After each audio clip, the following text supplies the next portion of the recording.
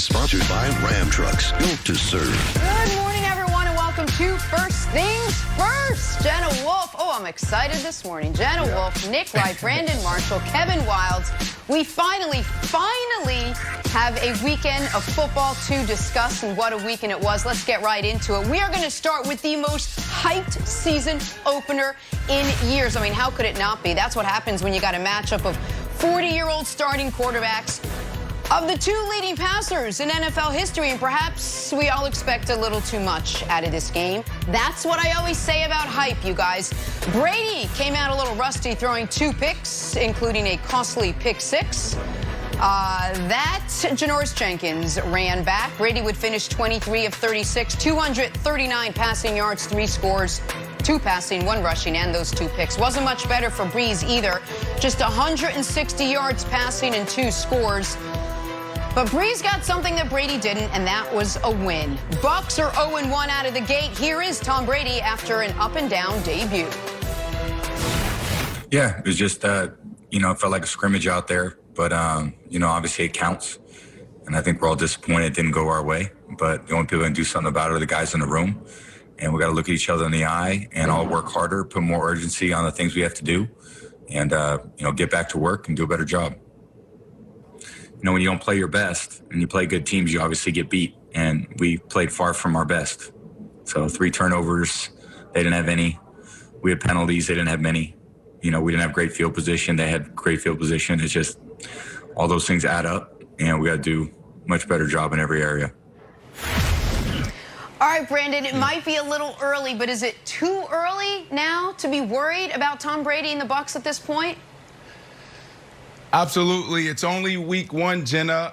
Coach Mangini talked about it last week on our show Friday. He talked about continuity versus a lot of change. And we saw that show up play after play this past week, right? So when you look at Tom Brady and Mike Evans, that's the first thing I was looking at. There was a big interception, and a lot of people are probably blaming Tom Brady. Oh, is he too old? Oh, no. Physically, physically, does he still have it? But when you look at it, there's too high safety. Mike Evans is in a slot. Mike Evans is taught to get to 12 yards when you see this and you have a seam route and take the middle of the field. He's 6'5", 220 pounds. Tom Brady is expecting Mike Evans to run through the middle of the field. Mike Evans got to 12 yards and he stopped. He put Tom Brady in a bad spot. The second thing I looked at was this offensive line. We talked about the rookie right tackle, but the left tackle was bad. He was more than bad. He was really, really bad. The right tackle, he looked like a rookie at times. And then the last thing that jumped out was the defense. The defense has to help out this offense and Tom Brady if they want to win ball games, which is an easy fix because Coach Todd Bowles, defensive coordinator, did a phenomenal job of calling this game. What he did was genius. He mixed it up on the back end. He sent pressure at times. He held back at times. But what did they do wrong and what do they have to fix and fix fast is the explosive plays. Plays past 15 yards. If they can do that, this defense can be a really, really special defense. So I think that Tom Brady's going to be fine. I think the Bucs are going to be fine. But when you look at those 3 things, they have to fix it. The biggest glaring issue, Nick, it really is that offensive line. Oh, okay. I thought the quarterback stunk.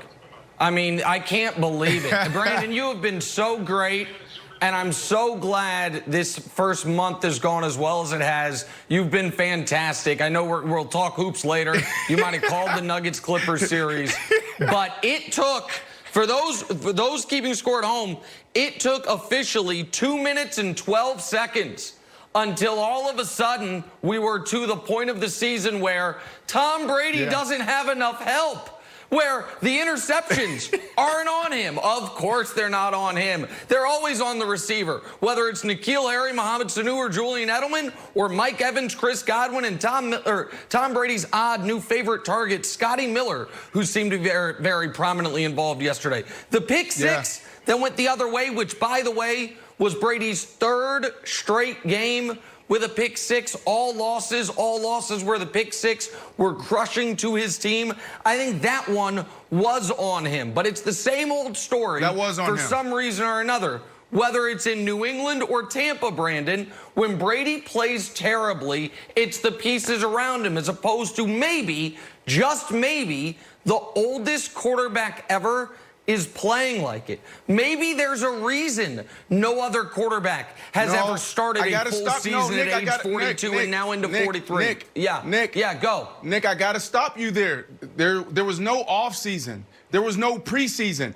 We showed that pick again down the middle of the field. That is on the wide receiver. It's so easy for us watching the game to be able to point at the quarterback and say that's the quarterback's fault.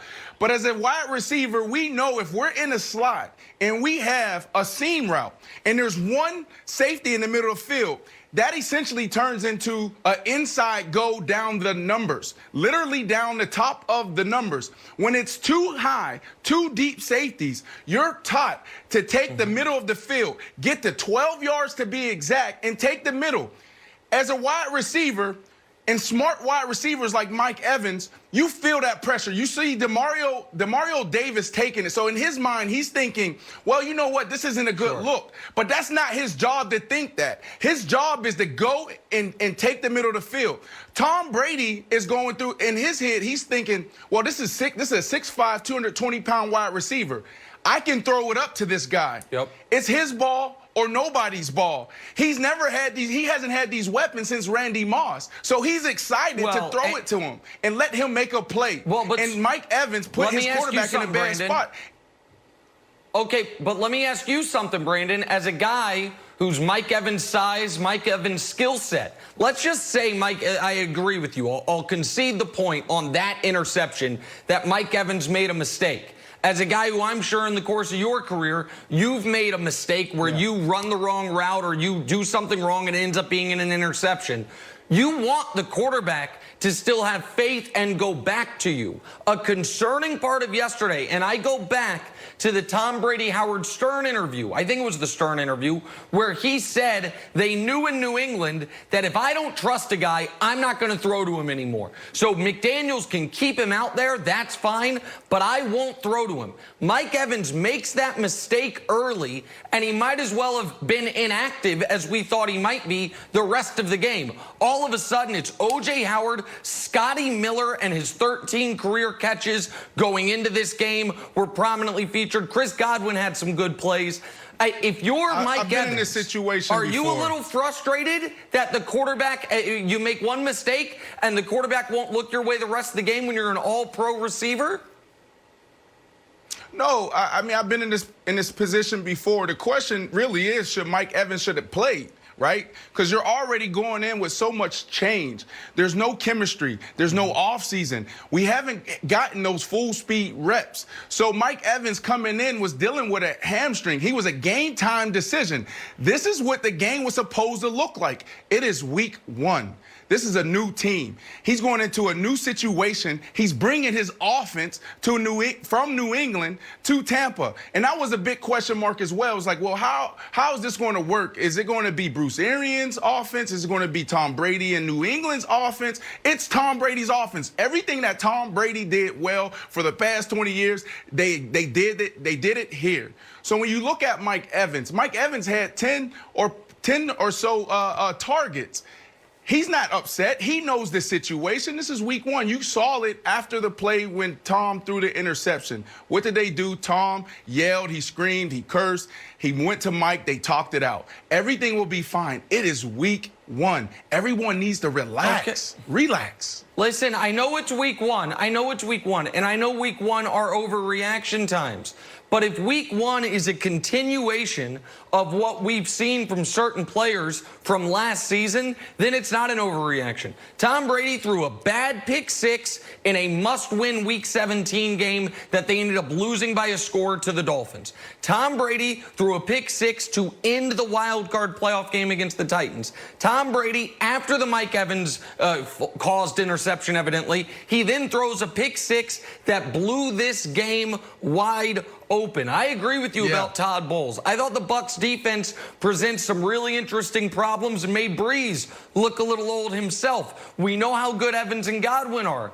And Brandon, I know folks thought I was being sarcastic or a jerk this summer when I asked this question, but I will ask it again. are the Tampa Bay Bucs a quarterback away from being a contender? Because Tom Brady, from what we've seen from him, not Nick, just in stop week one, but what we've seen from him since, God, the AFC Championship game against the Chiefs in 2018, Stop it, Nick. the Super Bowl, all of last year and week one, he looks old, he looks inaccurate, and he looks easily rattled by pressure. And that's just what I've seen from Brady over the last 20 or so games. Let me paint this picture for you and all of America. Everyone that woke up at 7:30 to listen to us speak about, football being back. All right, let me jump industries. You are such a great teammate. You came on and said, Brandon, the past month you've been great.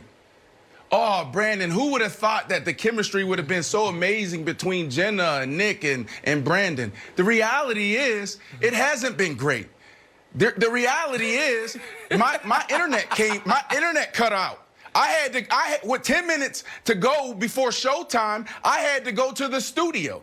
That's the reality. The reality is, where is Jenna? Where is Nick right now? We're virtual for the very first time. This is a global pandemic. We're figuring this out. I didn't even know who Nick Wilds was 5 months ago. Now I'm figuring out who he is. I had a little bit of time with you. Kevin Wilds. No, it's true. You see what I'm saying? You see how I did that? You see how I did that? The reality is this. Even in football, whether it's football or media, you have to build chemistry, all right? And this is week one. It took me a month to get Kevin Wilds' name down, okay? That's the reality. So give Tom Brady and the Bucs some time. Guys, there is some good news for the Bucs. I found it. They're back out there next weekend hosting Carolina. Let's see if they can right their wrongs. You know who else had just one loss now on the schedule? The Dallas Cowboys. Tough opener for them last night. Next, first things first. Nick Wilds.